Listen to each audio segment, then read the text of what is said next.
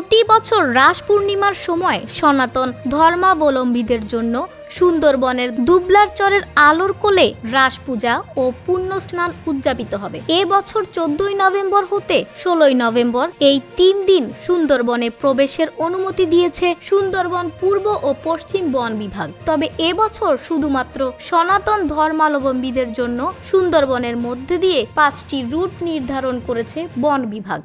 সুন্দরবন পশ্চিম বন বিভাগ থেকে আমরা ইতিমধ্যে বিভিন্ন প্রোগ্রাম গ্রহণ করেছি, বিশেষ করে আমাদের বনের যাতে ক্ষতি না হয় এবং বন্যপ্রাণীর যাতে ক্ষতি না হয় সেদিকটা দেখা, এবং রাস পূর্ণিমায় এই অনুষ্ঠানে যারা যাবেন, বিশেষ করে তীর্থযাত্রীরা যারা যাবেন তাদের যাতে নিরাপদে এবং নিরাপত্তা পায় সেই দিকটাই আমরা সবচেয়ে বেশি খেয়াল রাখছি। পাশাপাশি আমরা তাদেরকে একটা নির্ধারিত রুটও আমরা দিয়ে দিচ্ছি, বিশেষ করে নলিয়ান থেকে শিবসহ হয়ে ওরা প্রচুর হয়ে দুবলার চর চলে যাবেন। এবছর রাস পূজা ও পুণ্য স্নান উপলক্ষে পুণ্যার্থীদের জন্য যাতায়াতের 5টি রুট নির্ধারণ করা হয়েছে। পুণ্যার্থীদের নিরাপত্তার জন্য বন বিভাগ সহ র্যাব ও কোস্টগার্ড পক্ষ থেকে নেওয়া হয়েছে নানা পদক্ষেপ। ঢেলে সাজানো হয়েছে নিরাপত্তা বেষ্টনী।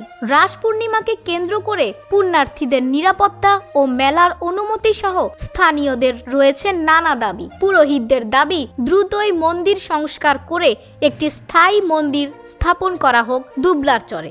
রাস উৎসবের সভাপতির দাবি এর যথাযথ মর্যাদা রক্ষার্থে সরকারকে এগিয়ে আসতে হবে। তবে বাংলাদেশ পরিবেশ আন্দোলনের নেতাদের দাবি রাস পূর্ণিমাকে কেন্দ্র করে মানুষের ঢল নামা এবং এতে করে সুন্দরবনের উপরে নেতিবাচক প্রভাব যাতে না পড়ে এ বিষয়ে বন বিভাগকে নজর দিতে হবে বলে জানান এই আন্দোলনকারী। এবছর রাস পূর্ণিমায় শুধুমাত্র সনাতন ধর্মাবলম্বীদের প্রবেশের অনুমতি প্রদান করা হয়েছে, আর এই উপলক্ষে সুন্দরবনের ভিতর দিয়ে 5টি রুটের অনুমতি দেওয়া হয়েছে। সুন্দরবনকে রক্ষা করে মন্দির পূর্ণ সংস্কার ও মেলার অনুমতি দেয়া হবে আগামীতে, এমনটাই প্রত্যাশা সনাতন ধর্মাবলম্বীদের।